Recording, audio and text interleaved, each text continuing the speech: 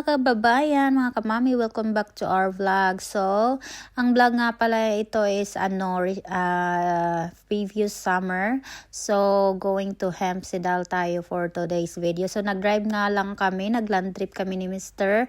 So, from Stavanger to Oslo, it takes 8 hours. No, Stavanger to Hemsedal. So, ang Hemsedal ay after Oslo is magdadrive ka pa ng 2 hours, guys. So ito pala ay mahabang driving to. So kailangan hindi tayo maantok para makausap si Mr. guys, dahil nagmi-music trip na nga lang to siya para di siya maantok na while driving. Mahirap na, no? So ito nga pala yung aura natin ngayon. So mga music lang tayo, guys. So ang papa nga pala niya ay taga Hemsedal, kaya siya yung pupunta namin, and later is punta kami ng Oslo dahil importante akong pupuntahan sa Philippine Embassy. So, yung passport ko, and side trip na lang namin to. So, bali, nga pala 4 days kami or 3 days 4 nights kami sa papa niya, and after that, Oslo na naman yung side trip namin. So, ayan na, excited na ako, guys, makakita sa other part or other side of Norway, no? Dahil wala akong idea kung ano ang ng place, ano ang aura, kasi iba dito kasi sa Rogaland, parang ko na familiarize ko na. So at least this time maiba naman, no? So yun nga, kung nag-plane kami mahigit 1 oras. Tapos pag land trip, guys, is umabot kami kasi always kami nagsi-stop para mag-charge ng car, kasi electronic car yung gamit namin. So from time to time nag-charge kami, stop kami somewhere else. So tignan nyo naman yung daan dito, guys, umuulan pa ang weather natin ngayon na hindi sumang-ayon.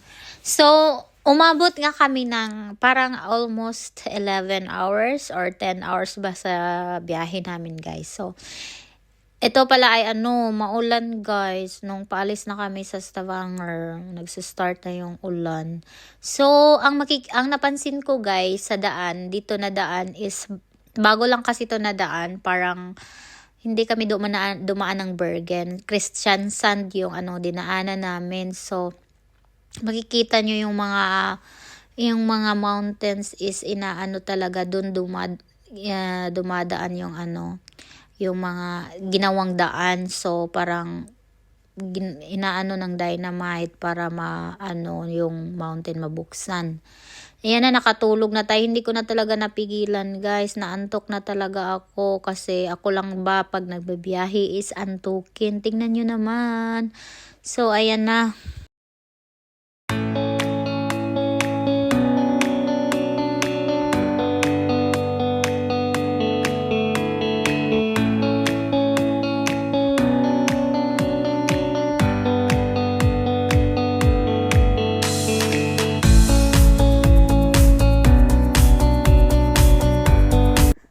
So this time pala is nag-stop kami para mag-stretching si husband, at saka nagutom tayo. So kumain ako ng dala kong saging, guys.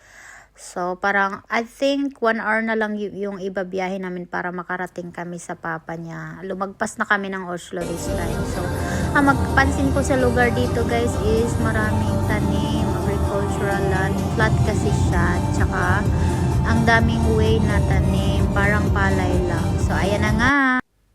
Welcome sa cabin ni father-in-law. Wow, ang ganda ng mountain, guys. Tingnan nyo naman. Naka-fog ang mountain kasi medyo maulan, so foggy siya, at saka ang waterfalls makikita mo. So ito yung makikita mo in the morning. Tignan mo naman gaano kaganda, guys.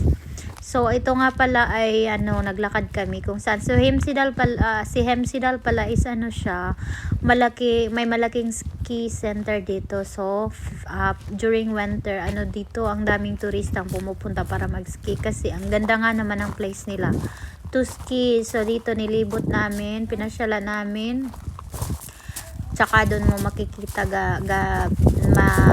maraming hotel or ganyan, staycation.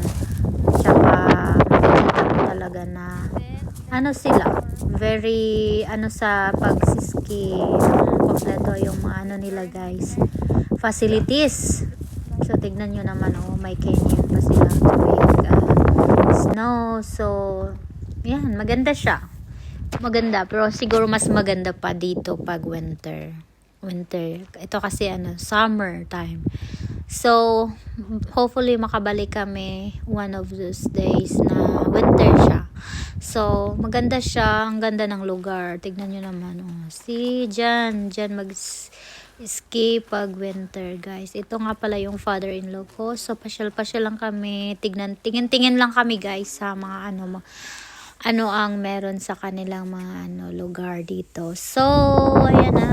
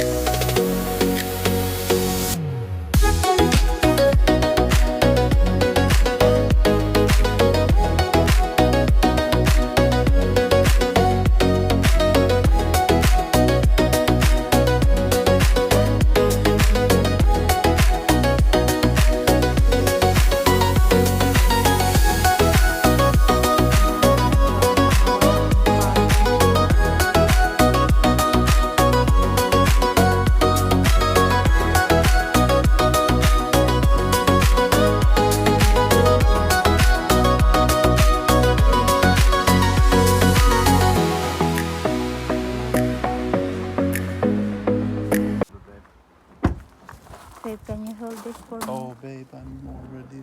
You have to video me. Look at the mountains. I don't have to do. Guys, tanawang bukid. Oh, dali ka. May balay sa kong ugangan.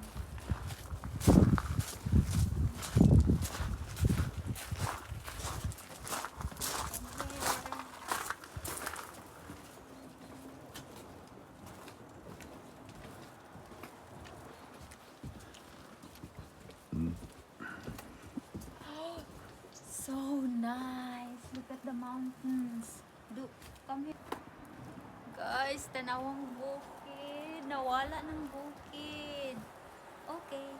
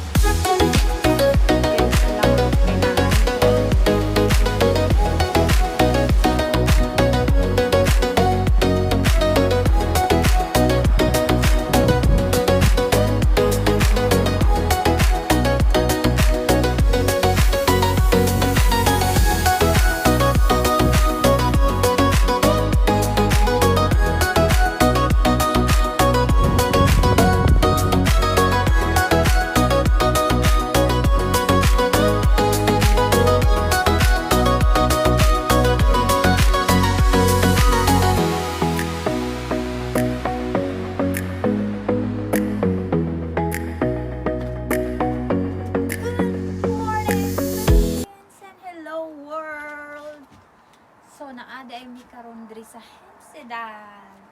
Tanawan yung bukid guys. Nawala na ang rain and fog. So, diba? Very chada. Tanawa. Diba? Wow! Baby. Alam. Sumauday ni ang cabin sa akong ugangan. Amin sa Miranda. Yamon yan niya ha. Likod na po yung mountains guys. Diba? Back to back mountains. And diri dayon. Yeah. See?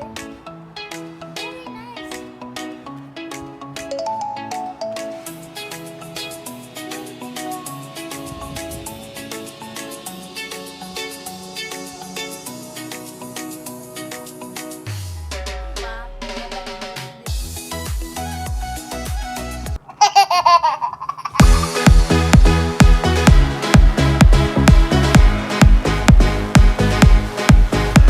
So, ayan na nga.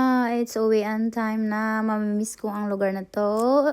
Tsaka 10 out of 10. So, ayan na pala yung car ni father-in-law ko. So, sasabayan niya kami. Sabay namin siya sa trip namin to Oslo. So, and syempre, nilibre niya kami, guys.